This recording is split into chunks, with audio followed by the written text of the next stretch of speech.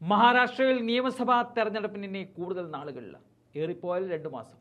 നവംബറിനുള്ളിൽ മിക്കവാറും നിയമസഭാ തെരഞ്ഞെടുപ്പിന് കളമൊരുങ്ങുമെന്ന് തന്നെയാണ് മനസ്സിലാക്കാൻ സാധിക്കുന്നത്. അതുകൊണ്ട് തന്നെ ഇപ്പോൾ മഹാരാഷ്ട്രയിൽ തെരഞ്ഞെടുപ്പിൻ്റെ ഒരു പ്രതീതി വന്നു തുടങ്ങിയിട്ടുണ്ട്.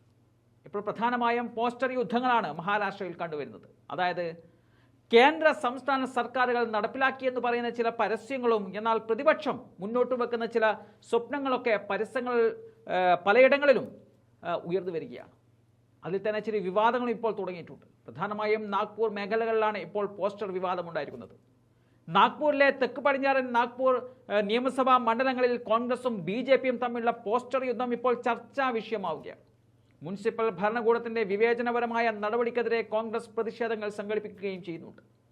മണ്ഡലത്തിൽ പലയിടത്തും സർക്കാർ നടത്തിയ വികസന പ്രവർത്തനങ്ങൾ അവകാശപ്പെടുന്ന പോസ്റ്ററുകൾ BJP ഉയർത്തിയപ്പോൾ ഇതിന് മറുപടിയായി ഇത് ജനങ്ങളെ തെറ്റിദ്ധരിപ്പിക്കുന്നുവെന്ന് ആരോപിച്ച് കോൺഗ്രസ് സർക്കാരിനോട് ചില ചോദ്യങ്ങൾ ചോദിക്കുന്ന പോസ്റ്ററുകളും ഉയർത്തിയിട്ടുണ്ട്. ഇതോടെ BJPയും കോൺഗ്രസും തമ്മിലുള്ള പോസ്റ്റർ യുദ്ധം തുടങ്ങിക്കഴിഞ്ഞു. ഇത് തടയാൻ നഗരസഭാ ഭരണസമിതി മുഖേന പോസ്റ്ററുകൾ നീക്കം ചെയ്യാനുള്ള നടപടികളും തുടങ്ങിയിട്ടുണ്ട്. കോൺഗ്രസിൻ്റെ പോസ്റ്ററുകൾക്കൊപ്പം BJPയുടെ പോസ്റ്ററുകളും നീക്കം ചെയ്തിട്ടുണ്ട്. പക്ഷേ കോൺഗ്രസിൻ്റെ 10 പോസ്റ്ററുകളും BJPയുടെ 2 പോസ്റ്ററുകളുമാണ് നീക്കം ചെയ്തിരിക്കുന്നത്. ഇതിലാണിപ്പോൾ കോൺഗ്രസ് പ്രതിഷേധം സംഘടിപ്പിച്ചിരിക്കുന്നത്. വ്യത്യസ്തമായ പ്രതിഷേധ രീതിയാണ് ഇവിടെ കോൺഗ്രസ് കൊണ്ടുവന്നത്. അതായത് അക്രമത്തെ പ്രോത്സാഹിപ്പിക്കുന്ന പ്രത്യയശാസ്ത്രത്തിനെതിരായ ഗാന്ധിജിയുടെ സമാധാനപരമായ പ്രതിഷേധ രീതിയാണ് കോൺഗ്രസ് ഇവിടെ കൊണ്ടുവന്നത്. ചർക്ക ഉപയോഗിച്ചുള്ള പ്രതിഷേധമാണ് നടത്തിയിരിക്കുന്നത്. എന്തായാലും തെരഞ്ഞെടുപ്പിലേക്ക് കടക്കാൻ ഇനി അധികം നാളുകളില്ല.